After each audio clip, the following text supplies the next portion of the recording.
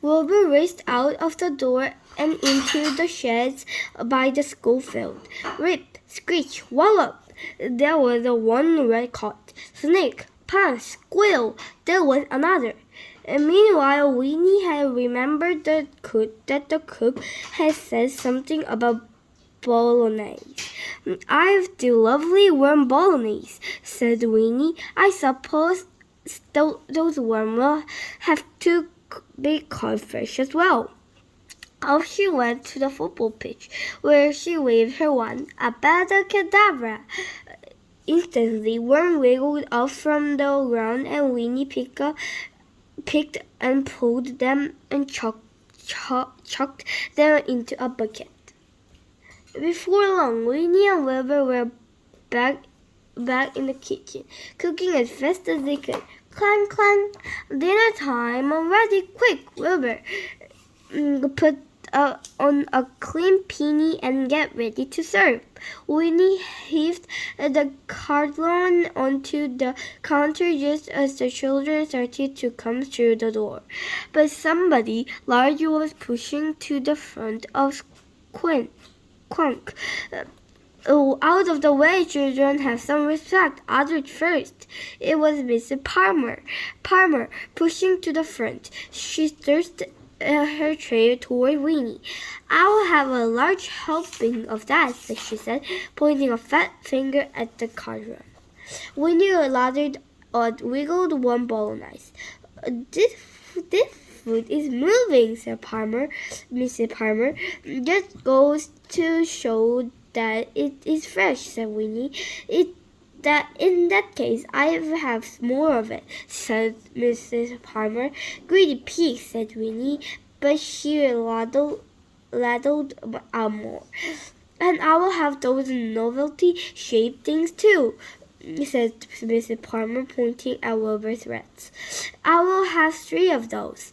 Mrs. Palmer sat down at the table and started to raise a forkful of warm bolognese into her mouth. But a moment later, she was shaking. "Ouch! Spit! Absolutely disgusting!" Mrs. Palmer was ripping around the place. "You should poison me! Ah! What is the word have you fed me?" "Ratatouille," said Winnie, "made with lovely fresh roots and bolognese with fresh harvested worm. What's your problem?" Mrs. Palmer ran out of the hole, and then Winnie noticed that it wasn't only Miss Palmer who had a problem with the food. All the children had backing away from the serving hatch, hurrying to get out of the hole. "Don't go, you little ordinaries," called Winnie. "Have your lunch." "But we don't want to eat worms and rats," said the boy. "Really?" said Winnie. "How strange. Well, that's easily solved. What would you really like to eat, little boy?" "Donuts, ice cream, easy peasy lemon squeezy," said Winnie. She took her wand and waved it over the food. And instantly the rats and the worms were replaced by plates and plates of lovely party food. "Yum!" shouted all the children, and they all ate lots. Winnie sat down and ate and chattered with them. Wilbur showed off on the climbing equipment around the hole, while the children cheered him on, until Mrs. Palmer came back in. "Back down, you classroom, everyone," she waved a fat finger at Winnie. "And for you," said Mrs. Palmer, her chins are wobbling. "Clear away all this mess and then go." "What about tomorrow?" asked Winnie. "I thought I might go to hot dogs." "Go," said Mrs. Palmer. The cleaning up was easy. Abacadabra! Instantly, the kitchen was clean and tidy. Then Winnie and Wilbur went home to their own dirty, messy, homely old kitchen to cook their own tea. Well," sighed Winnie, "at least there's one thing I learned at school today. Meow? Asked Wilbur. I've learned a new letter, said Winnie. Try this one, Wilbur. I spy with my little eye something beginning with Q. Wilbur fronted. Wilbur looked around. Wilbur pointed. No, Wilbur. Not a quail. No, not a quail either. Not the queen. Do you give up? Wilbur nodded. It's cucumber. Meow. What do you mean? Cucumber doesn't begin with Q, said Winnie. Listen to it. Cucumber. Wilbur sunk his head into his paws. We need a twit. How many? said Munch. Have you got in your bucket, Wilbur? said Winnie. And then Wilbur picked those fresh caterpillars of Pongberry tree. Wilbur showed his bucket of really hairy, stripy caterpillars. Oh, well done, Wilbur, yummy, said Winnie. She opened her mouth wide, like a baby bird, and threw a caterpillar in. I should stop eating them, or there would be enough to make the jam. But they are so delicious, fresh picked.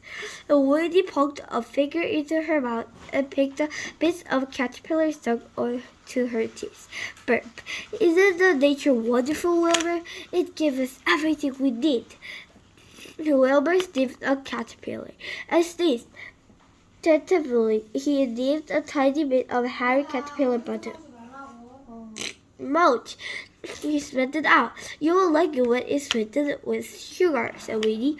Wilbur sang and saw longly of tinned ripped, seasoned with fleece. He thought of stale sun lollies where did freeze.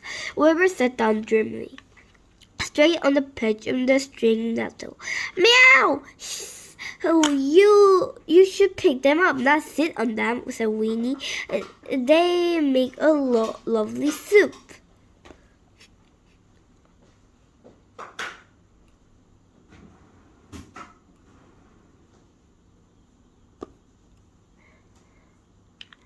Ooh, look, a toy, said Winnie, parting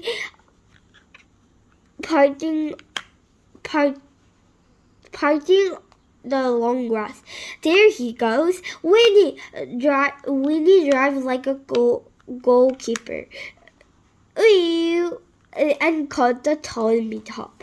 Ribbit, said the toy. Got him, shouted Winnie. We will have Toad in a hole for lunch. Ribbit, went the toy and hopped on the Winnie's head and away. Quick, chase him! shouted Winnie, but Wilbur raised an eyebrow. Oh, all right, said Winnie. We'll just have hole for lunch. Hole with nettle sauce. That will make the jam. Most of the day was spent by Stevie kitchen, stirring cauldrons full of sticky caterpillar jam. Tipped it more sugar, Wilbur, said Winnie. She dipped on her wand and gave it a lick. Ew! Ow! Too hot! She waved the wand to cool the jam and licked again. Delicious-o! Have a taste, Wilbur. Then suddenly Winnie went great. She clutched her tummy. She said, I think our baby had enough caterpillars for the moment. She had a big burp. Actually, Wilbur, I think I will just go outside for a bit of air.